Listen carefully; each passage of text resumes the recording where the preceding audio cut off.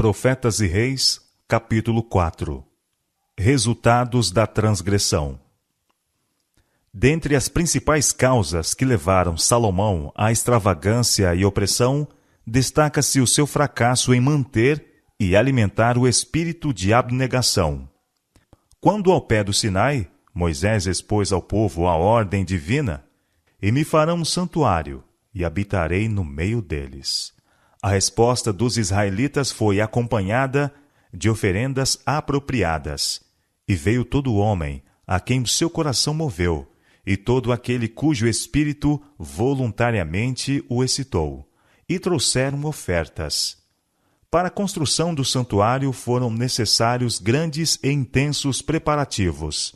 Vasta quantidade do mais caro e precioso material fora requerida. Mas o Senhor só aceitou ofertas voluntárias. De todo homem cujo coração se mover voluntariamente, dele tomareis a minha oferta alçada. Foi a ordem repetida por Moisés à congregação. Devoção a Deus e espírito de sacrifício foram os primeiros requisitos na preparação de um lugar de habitação para o Altíssimo. Um convite semelhante ao espírito de abnegação foi feito quando Davi pôs sobre Salomão a responsabilidade da construção do templo. À multidão reunida, ele fez a pergunta: "Quem, pois, está disposto a encher a sua mão para oferecer hoje voluntariamente ao Senhor?" 1 Crônicas, capítulo 29, verso 5. Este convite à consagração e espírito voluntário devia ter sido sempre conservado em mente por aqueles que tinham interesse na ereção do templo. Para a construção do tabernáculo do deserto, homens escolhidos foram dotados por Deus com sabedoria e habilidade especiais. Disse Moisés aos filhos de Israel: "Eis que o Senhor tem chamado por nome a Bezalel, da tribo de Judá, e o Espírito de Deus o encheu de sabedoria, entendimento e ciência em todo o artifício. Também lhe tem disposto o coração para ensinar a outros. A ele e a Oliabe, da tribo de Dan. Encheu-os de sabedoria do coração, para fazer toda a obra de mestre, e a mais engenhosa, e a do bordador, e a do tecelão, fazendo toda a obra. Assim obraram Bezalel e Aholiabe, e todo homem sábio de coração, a quem o Senhor dera sabedoria e inteligência." Êxodo capítulo 35, versos 30 a 35, e Êxodo capítulo 36, verso 1. Inteligências celestiais cooperavam com os artífices a quem o próprio Deus havia escolhido. Os descendentes desses homens herdaram em grande medida os talentos conferidos aos seus progenitores. Por algum tempo, esses homens de Judá e Dan conservaram-se humildes e altruístas, mas gradualmente, quase imperceptivelmente, perderam seu apego a Deus e o desejo de servi-lo altruisticamente. Pediam um salário cada vez mais alto por seus serviços, em virtude de sua superior habilidade como mestres das mais finas artes. Em alguns casos, suas exigências eram satisfeitas, mas a maioria das vezes empregavam-se nas nações circunvizinhas. Em lugar do nobre espírito de abnegação que havia enchido o coração de seus ilustres ancestrais, abrigaram um espírito de cobiça, de ganância por ganhos cada vez maiores. Para que seus desejos egoísticos fossem satisfeitos, usaram no serviço de reis pagãos a habilidade que Deus lhes dera, e emprestaram seus talentos para a execução de obras que eram uma desonra para o seu Criador. Foi entre esses homens que Salomão procurou um mestre de obras que superintendesse a construção do templo sobre o monte de Moriá. Minuciosas especificações, por escrito, referente a cada parte da estrutura sagrada, haviam sido confiadas ao rei. E ele poderia ter esperado com fé em que Deus proveria auxiliares consagrados, a quem seria outorgada a habilidade especial para fazer com precisão a obra requerida. Mas Salomão perdeu de vista esta oportunidade de exercitar fé em Deus. Solicitou ao rei de Tiro um homem sábio para trabalhar em ouro e em prata, e em bronze e em ferro, e em púrpura, e em carmesim, e em azul, e que saiba lavrar em burril, juntamente com os sábios, em Judá e em Jerusalém. 2 Crônicas, capítulo 2, verso 7. O rei fenício respondeu enviando Irão-Abiú, filho de uma mulher das filhas de Dan, e cujo pai foi homem de Tiro. 2 Crônicas, capítulo 2, verso 14. Irão-Abiú era descendente pela linhagem materna de Aholiabe, a quem centenas de anos antes Deus havia dado sabedoria especial para a construção do tabernáculo. Assim, à testa do grupo de artífices de Salomão foi colocado um homem cujos esforços não eram impulsionados pelo desejo altruísta de prestar serviço a Deus. Ele servia ao Deus deste mundo, Mamon. Todas as fibras de seu ser estavam entretecidas com os princípios do egoísmo. Dada esta habilidade pouco comum, Irão-Abiú exigiu grandes salários. Gradualmente, os princípios errôneos que ele acariciava vieram a ser aceitos por seus companheiros. Ao trabalharem com ele dia após dia, renderam-se à inclinação de comparar seu salário com o deles, e começaram a perder de vista a santidade do caráter de sua obra. Abandonou-os o espírito de abnegação, e em seu lugar introduziu-se o espírito de cobiça. O resultado foi uma demanda por salários mais altos, o que lhes foi concedido. As funestas influências assim postas em operação permearam todos os ramos do serviço do Senhor e se estenderam através do reino. Os elevados salários requeridos e recebidos deram a muitos uma oportunidade para se entregarem ao luxo e extravagância. O pobre foi oprimido pelo rico. O espírito de abnegação quase se perdeu. No vasto alcance dos efeitos destas influências, pode-se descobrir uma das principais causas da terrível apostasia daquele que fora uma vez chamado o mais sábio dos mortais. O agudo contraste entre o espírito e motivos do povo que construiu o tabernáculo no deserto e o dos que se ocupavam na construção do templo de Salomão encerra uma lição de profundo significado. O egoísmo que caracterizou os construtores do Templo de Salomão encontra seu paralelo hoje no egoísmo que domina no mundo. O espírito de cobiça, de luta por posições mais altas e mais altos salários é predominante. O serviço voluntário e a deleitável abnegação dos obreiros do tabernáculo raramente se encontram. Mas este é o único espírito que deve atuar nos seguidores de Jesus. Nosso Divino Mestre deu o exemplo de como devem seus discípulos trabalhar. Aqueles a quem ordenou: vinde após mim, e eu vos farei pescadores de homens. Não ofereceu ele qualquer soma estatuída em paga de seus serviços. Eles deviam compartilhar com ele da abnegação e sacrifício. Não é pelo salário que recebemos que devemos trabalhar. O motivo que nos dispõe ao trabalho por Deus não deve ter em si coisa alguma que lembre serviço a si próprio. Abnegada devoção e espírito de sacrifício têm sido e serão sempre o primeiro requisito do serviço aceitável. Nosso Senhor e Mestre deseja que nenhum fio de egoísmo seja entretecido em sua obra. A nossos esforços devemos acrescentar o tato e habilidade, e precisão e sabedoria que o Deus da perfeição exigiu dos construtores do santuário terrestre. Contudo, em todos os nossos labores devemos lembrar que os maiores talentos e os mais esplêndidos serviços são aceitáveis somente quando o eu é posto sobre o altar para consumir-se como um sacrifício vivo. Outro afastamento dos retos princípios que finalmente levou à queda ao rei de Israel foi o render-se à tentação de tomar para si a glória que pertence a Deus somente. Desde o momento em que Salomão recebeu o encargo de construir o templo até que o mesmo ficou pronto, seu manifesto propósito foi edificar uma casa ao nome do Senhor Deus de Israel. 2 Crônicas, capítulo 6, verso 7. Este propósito foi plenamente reconhecido perante as hostes de Israel reunidas por ocasião da dedicação do templo. Em sua oração, o rei reconheceu o que Jeová havia dito: o meu nome estará ali. 1 Reis, capítulo 8, verso 29.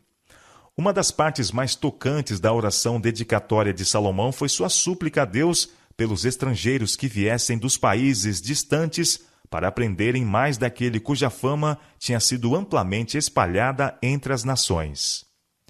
Porque ouvirão do teu grande nome, o rei expressou, e da tua forte mão e do teu braço estendido.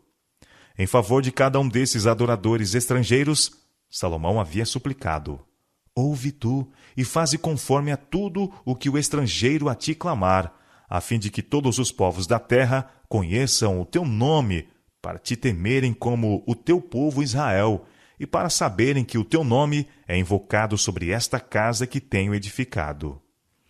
1 Reis, capítulo 8, versos 42 e 43. Ao encerramento do serviço, Salomão exortava Israel a ser fiel e leal a Deus, para que todos os povos da terra soubessem, disse ele, que o Senhor é Deus e que não há outro. 1 Reis, capítulo 8, verso 60. Alguém maior que Salomão fora o planejador do templo, e sabedoria e a glória de Deus estavam ali reveladas. Os que desconheciam este fato naturalmente admiravam e louvavam Salomão como o arquiteto e construtor, mas o rei recusava qualquer honra para este projeto e construção. Assim foi quando a rainha de Sabá veio visitar Salomão. Ouvindo de sua sabedoria e do magnificente templo que ele havia construído, ela se determinou prová-lo por enigmas e ver por si mesma suas famosas obras. Assistida por uma comitiva de servos e com camelos carregados de especiarias e muitíssimo ouro e pedras preciosas, ela fez a longa viagem para Jerusalém. E veio a Salomão e disse-lhe tudo quanto tinha no seu coração. Ela falou-lhe dos mistérios da natureza. E Salomão ensinou-lhe a respeito do Deus da natureza, o grande Criador, que habita no mais alto céu e domina sobre todos. E Salomão lhe declarou todas as suas palavras. Nenhuma coisa se escondeu ao rei, que não lhe declarasse. 1 Reis, capítulo 10, versos 1 a 3. 2 Crônicas, capítulo 9, versos 1 e 2. Vendo, pois, a rainha de Sabá toda a sabedoria de Salomão e a casa que edificara, não houve mais espírito nela. Foi verdade, reconheceu, a palavra que eu vi na minha terra das tuas coisas e da tua sabedoria. E eu não cria naquelas palavras até que vim, e os meus olhos o viram. Eis que não me disseram metade. Sobrepujaste em sabedoria e bens a fama que eu vi. Bem-aventurados os teus homens, bem-aventurados estes teus servos, que estão sempre diante de ti, que ouvem a tua sabedoria. 1 Reis, capítulo 10, versos 4 a 8. 2 Crônicas, capítulo 9, versos 3 a 6. No final de sua visita, a rainha havia sido tão completamente instruída por Salomão quanto a fonte de sua sabedoria e prosperidade que foi constrangida, não a exaltar o agente humano, mas a exclamar: Bendito seja o Senhor teu Deus, que te teve agrado em ti, para te pôr no trono de Israel. Porque o Senhor ama a Israel para sempre.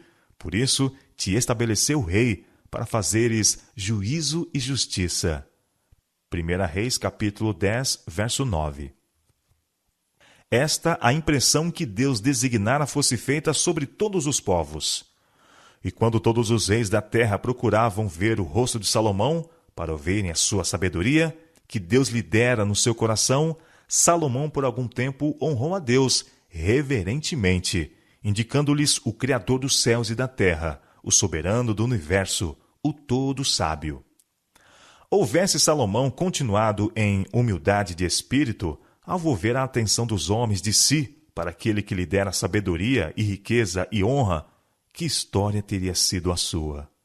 Mas, conquanto a pena da inspiração registre suas virtudes, dá também fiel testemunho da sua queda. Elevado ao pináculo da grandeza, cercado com dádivas da fortuna, Salomão sentiu-se aturdido, perdeu o equilíbrio e caiu. Constantemente exaltado pelos homens do mundo, foi finalmente inábil para resistir à lisonja de que era alvo. A sabedoria que lhe fora confiada para que glorificasse ao doador encheu de orgulho. Permitiu finalmente que os homens falassem de si como do mais digno de louvor pelo inigualável esplendor do edifício planejado e construído para honrar o nome do Senhor Deus de Israel. Assim foi que o templo de Jeová veio a ser conhecido através das nações como o Templo de Salomão. O agente humano tinha tomado para si a glória que pertencia ao que mais alto é do que os altos. Eclesiastes capítulo 5, verso 8. Mesmo até o dia de hoje, o templo que Salomão declarou, pelo teu nome é chamado esta casa que edifiquei, é mais frequentemente mencionado não como o templo de Jeová, mas como o templo de Salomão. Não pode o homem mostrar maior fraqueza que permitir se lhe atribua a honra por dons que são outorgados pelo céu. O verdadeiro cristão fará com que Deus seja o primeiro, o último e o melhor em tudo. Nenhum ambicioso motivo logrará arrefecer seu amor por Deus. Firmemente, perseverantemente, fará que advenha honra a seu Pai Celestial. É quando somos fiéis em exaltar o nome de Deus que nossos impulsos são postos sob a divina supervisão e somos capacitados a desenvolver faculdades espirituais e intelectuais. Jesus, o Divino Mestre, sempre exaltou o nome de seu Pai Celestial. Ele ensinou seus discípulos a orar. Pai nosso que estás nos céus, santificado seja o teu nome. São Mateus capítulo 6, verso 9. E eles não deviam esquecer de reconhecer: tua é a glória. Tão cuidadoso foi o grande médico em desviar a atenção de si mesmo para a fonte de seu poder, que a maravilhada multidão, vendo os mudos a falar, os aleijados sãos, os coxos a andar e os cegos a ver, não glorificavam a ele, mas glorificavam o Deus de Israel. São Mateus capítulo 15, verso 31. Na maravilhosa oração que fez pouco antes de sua crucifixão, Cristo declarou: Eu glorifiquei-te na terra, glorifica teu filho, suplicou, para que também o teu filho te glorifique a ti. Pai justo, o mundo não te conheceu, mas eu te conheci, e estes conheceram que tu me enviaste a mim. E eu lhes fiz conhecer o teu nome, e lhe farei conhecer mais, para que o amor com que me tens amado esteja neles, e eu neles esteja. São João capítulo 17, versos 1, 4, 25 e 26. Assim diz o Senhor: não se glorie o sábio na sua sabedoria, nem se glorie o forte na sua força, não se glorie o rico nas suas riquezas, mas o que se gloriar, glorie-se nisto, em me conhecer e saber que eu sou o Senhor, que faço beneficência, juízo e justiça na terra, porque destas coisas me agrado, diz o Senhor. Jeremias capítulo 9, versos 23 e 24. A introdução de princípios tendentes a afastar do espírito de sacrifício para o de glorificação própria foi ainda mais acompanhada por outra grosseira perversão do plano divino para Israel. Deus havia designado que seu povo fosse a luz do mundo. Deles devia refletir a glória de sua lei como revelada na sua prática. Para a concretização desse propósito, fizera ele que sua nação escolhida ocupasse uma posição estratégica entre as nações da terra. Nos dias de Salomão, o reino de Israel se estendera desde Amate ao norte até o Egito ao sul e do mar Mediterrâneo ao rio Eufrates. Através deste território corriam muitas vias naturais do mundo comercial, e as caravanas das terras distantes transpunham-nas constantemente. Assim foi dada a Salomão e a seu povo oportunidade para revelar aos homens de todas as nações o caráter do Rei dos Reis e ensinar-lhes reverência e obediência a ele. A todo mundo devia ser dado este conhecimento. Mediante o ensino contido nas ofertas sacrificais, Cristo devia ser exaltado perante as nações para que todo o que desejasse pudesse viver.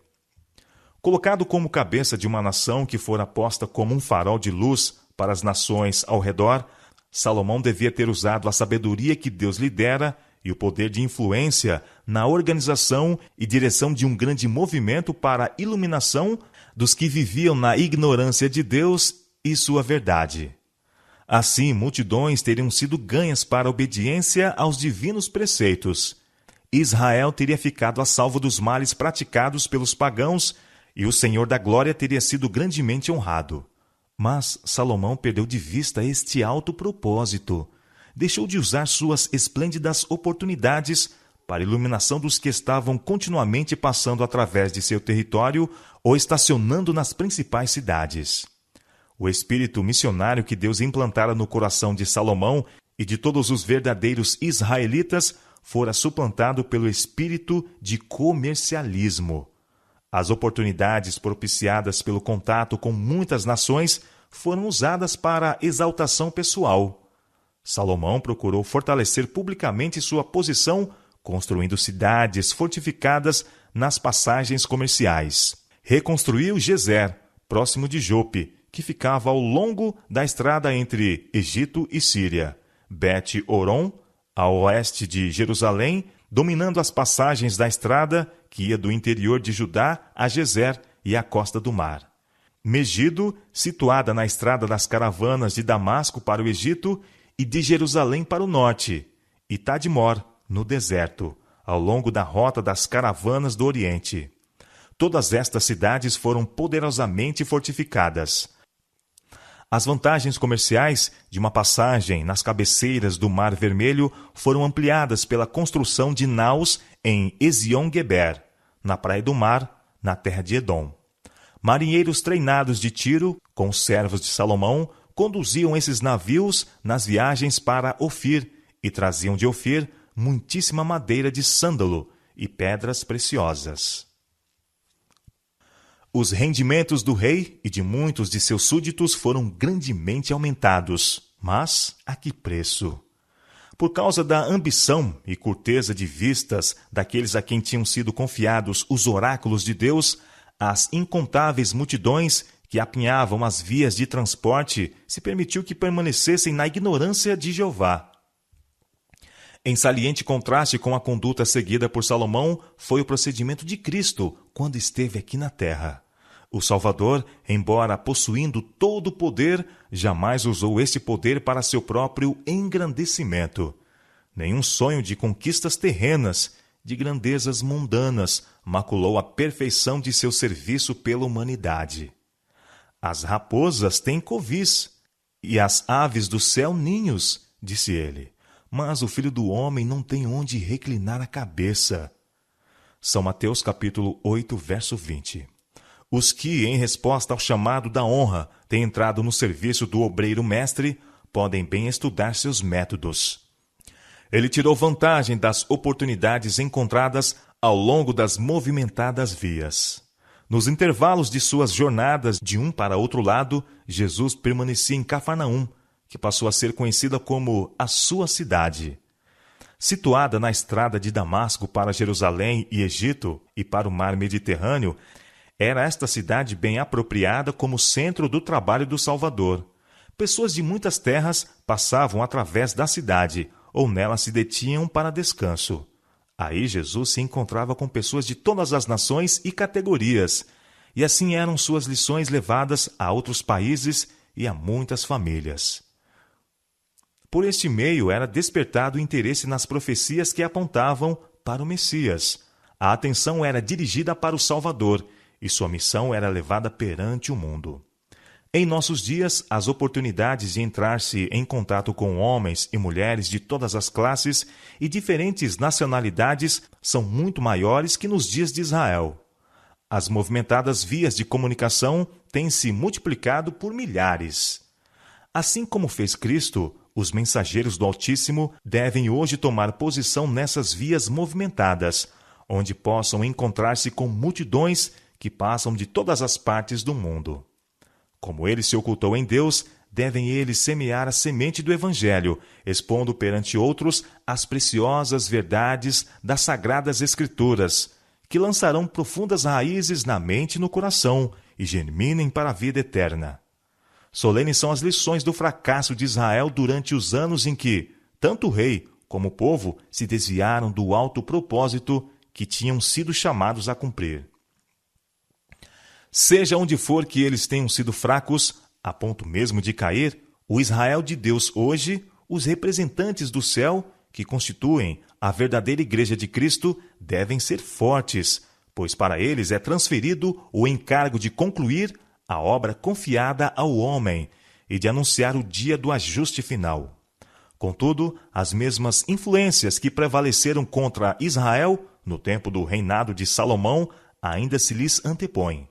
As forças do inimigo de toda a justiça estão fortemente entrincheiradas, e a vitória só pode ser ganha mediante o poder de Deus. O conflito que temos diante de nós exige espírito de abnegação, desconfiança própria, confiança em Deus somente e o sábio uso de toda a oportunidade para a salvação de almas. A bênção do Senhor será concedida à sua igreja, à medida que esta avance unida, revelando ao mundo que jaz nas trevas do erro a beleza da santidade, manifesta num espírito de abnegação semelhante ao de Cristo, na exaltação do divino, em vez do humano, e no amoroso e incansável serviço pelos que tanto precisam das bênçãos do Evangelho.